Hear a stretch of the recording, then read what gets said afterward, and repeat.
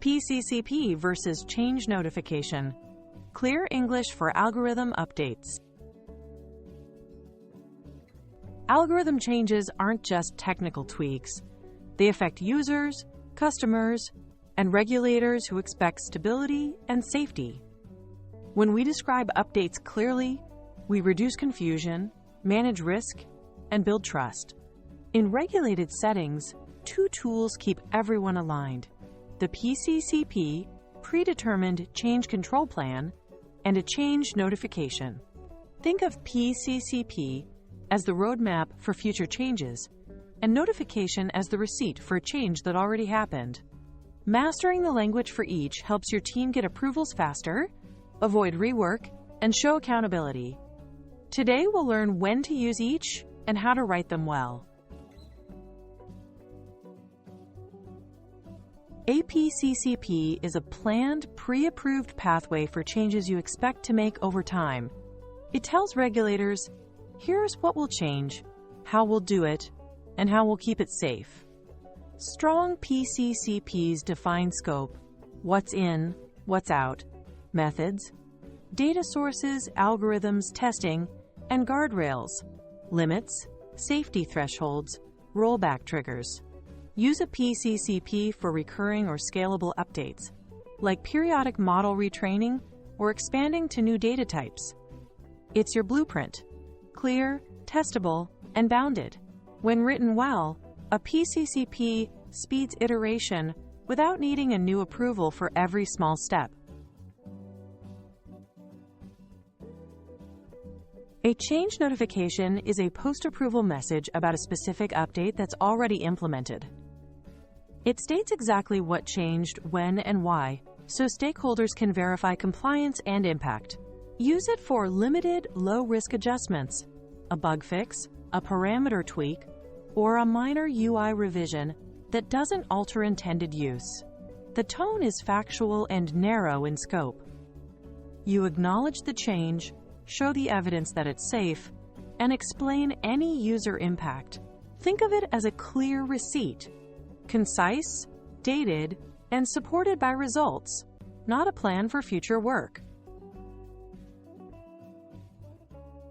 For a PCCP, use proactive, future-facing wording. Signal intention and conditions. We will retrain the model quarterly if drift exceeds 2%. Include conditional and scenario-based language. If performance on pediatric data falls below 92% sensitivity, we will restrict use to adult populations.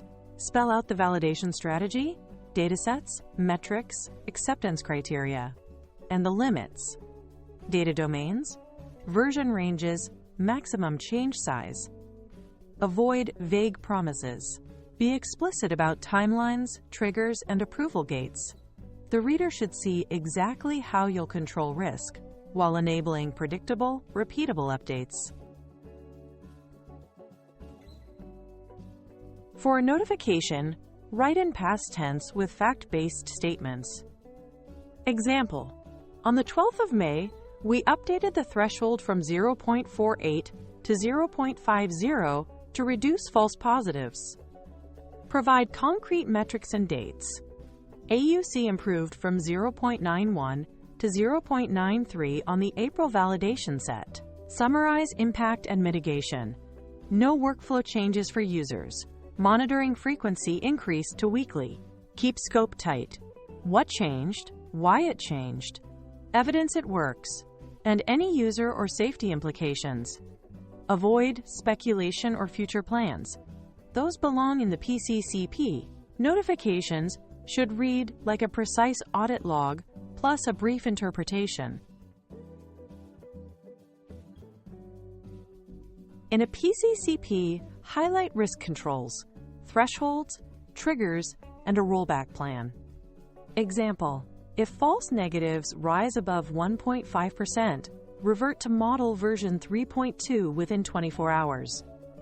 In a notification, emphasize evidence, test results, performance deltas, and validation confidence. Example: post-change sensitivity increased by 1.2 points, specificity unchanged. Always tie claims to data and acceptance criteria. What success means, how it's measured, and under which conditions.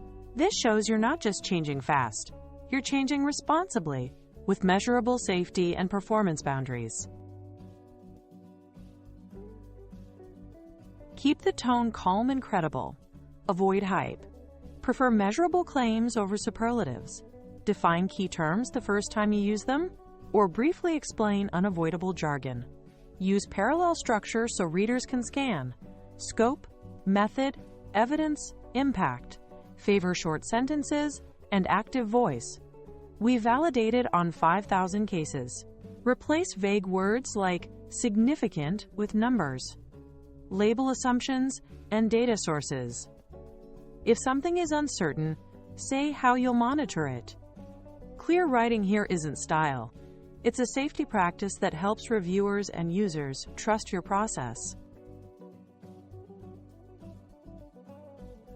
Is it planned? Use PCCP. Is it done? Notify. Decide based on timing and scope. State scope, what's included and excluded. State risk, thresholds, triggers, rollback or mitigation. State evidence, data sets, metrics, sample sizes, acceptance criteria. State impact, user workflow, labeling, training, and monitoring changes. Close clearly.